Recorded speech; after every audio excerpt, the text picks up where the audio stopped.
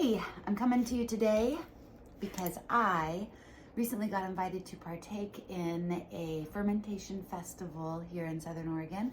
And so I'm going to try my hand at making fermentation crocks.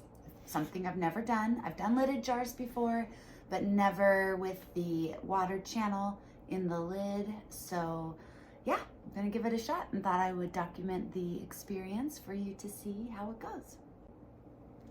So I have a little over 6 pounds of clay here. You might hear me grunt and, I don't know, work a little hard to center this clay. The clay is not the softest, but I'm gonna give it my best shot.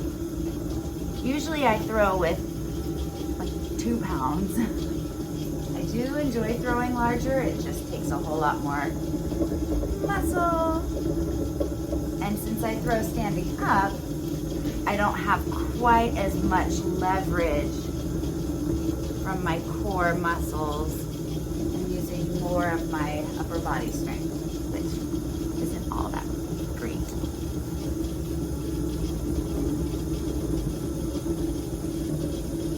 Well, she's coming into view here.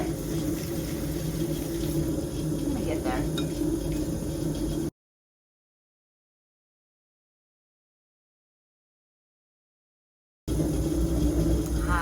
Got it. All right, so the next thing I learned as I did my research this morning was that I'm going to want a pretty big jar, not too thin. We want it to stand up to some moving and it's not something we're drinking out of or eating out of, so it doesn't need to be light and airy. It can be a little heavier. So I'm gonna keep that in mind as I open this up and get moving on the shape.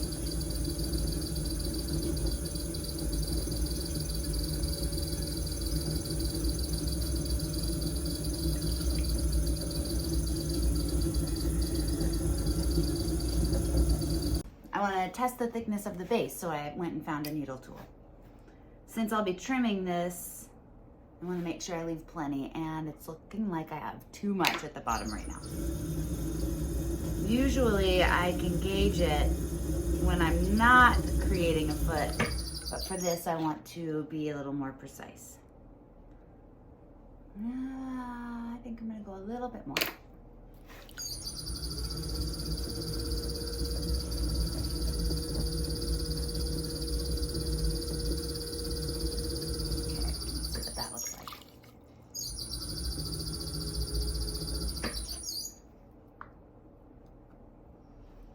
Yep, I think I like that one.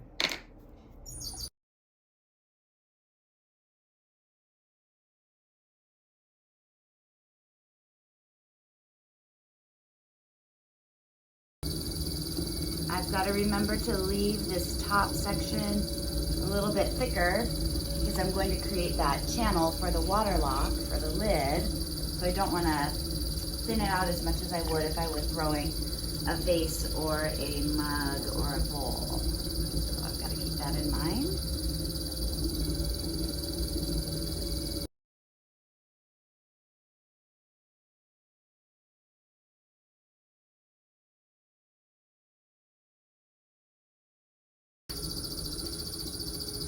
This is the tricky part for me, partially because I'm standing up to throw, but also partially because when I throw, I like to keep my hands connected. I feel much more stable, but when the pot gets too tall, I can't keep my hands connected. So this part I get a little uncomfortable with, but breathing, steady placement of hands, and steady pulls will make it all work, I hope.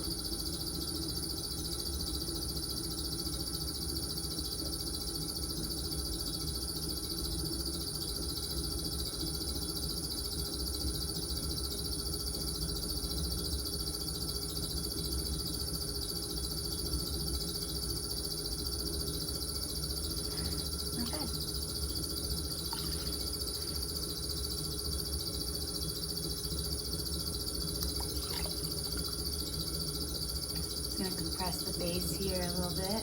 Probably should have done that when it was a little shorter. That's okay. There's never a bad time to do that.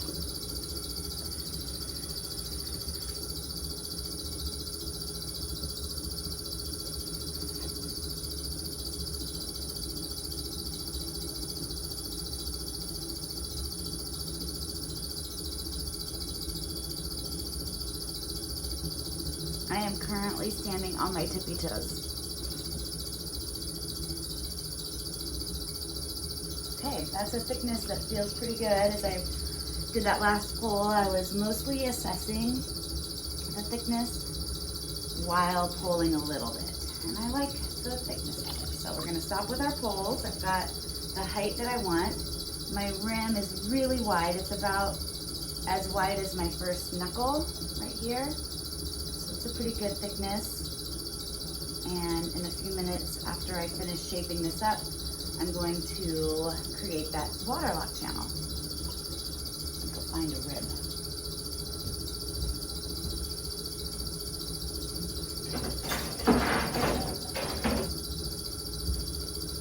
Got this big Garrity rib, Garrity Tools rib. It's nice because it's really tall.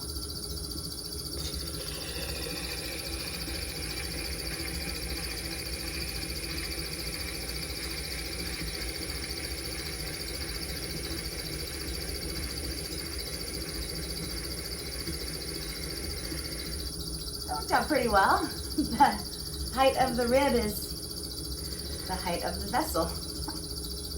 I like it when things work out.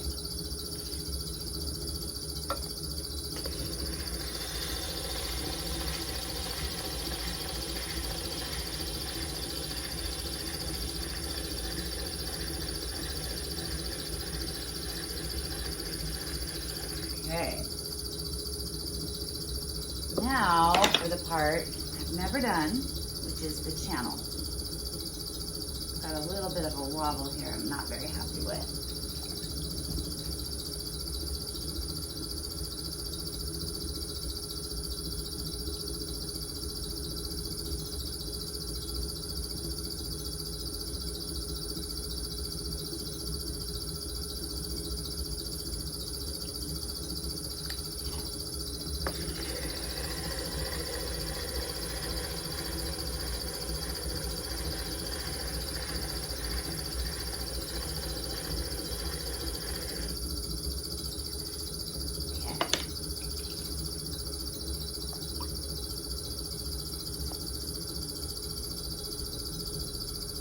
So I am going to not use a tool to create this channel. I'm going to use my finger, maybe a tool to start. And I want to use my finger.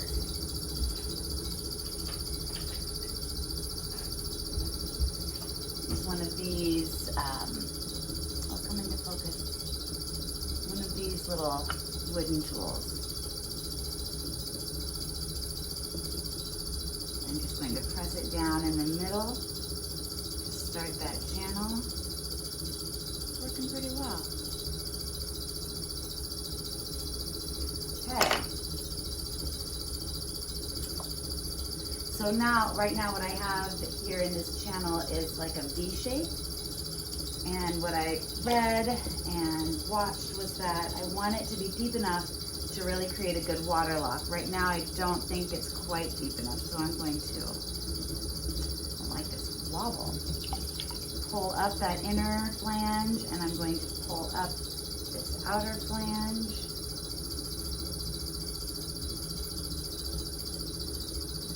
Widen it all a little bit.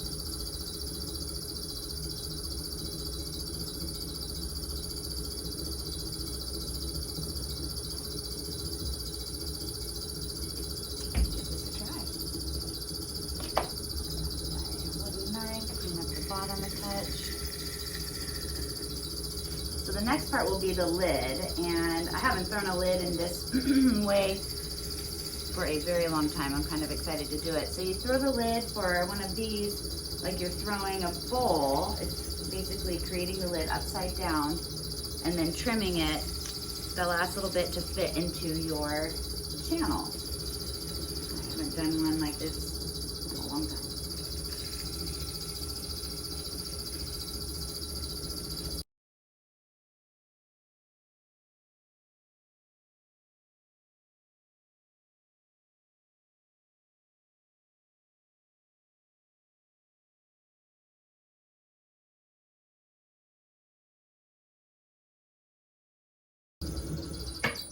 Okay, So here we have crock number 1. You can see the lid in there, or the galley, the water lock, I don't know what to call it. Now for the lid.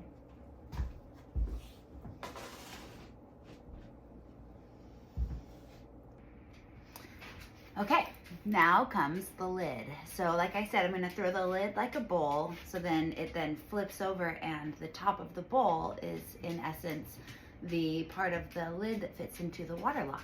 So I have, it feels like about 1.5 pounds, maybe 2 pounds of clay. I don't think quite 2 pounds. And we'll get busy.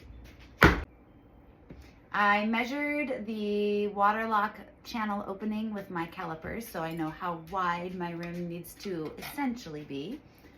That will help me be as close to accurate as possible.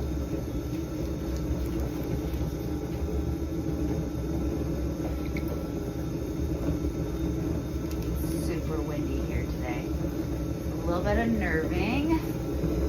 There are some big, beautiful trees in the yard next to us. They're all blowing in our direction. But it's beautiful. It's winter.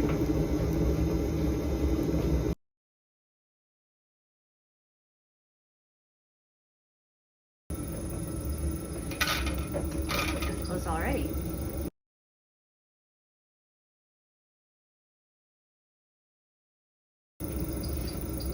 Hear Lucy pacing back and forth. I think she's a little uncomfortable with this wind.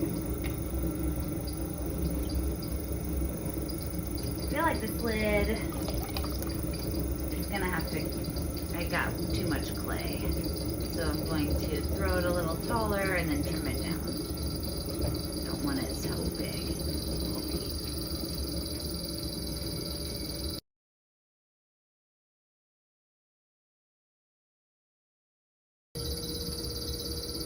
I left the lid pretty thick at the bottom on the wheel head so that I can trim a nice handle into it. It's a perfect fit. So I think I'm gonna call that good. Give a little swirl on the inside of the lid there. And let's see if I can show you. I mean, it's not quite perfect, but it's darn close. I'm gonna call it good. Thanks for joining me on my first crock throwing expedition. I will show you the finished product when it's all trimmed and fired and glazed. I'm looking forward to it.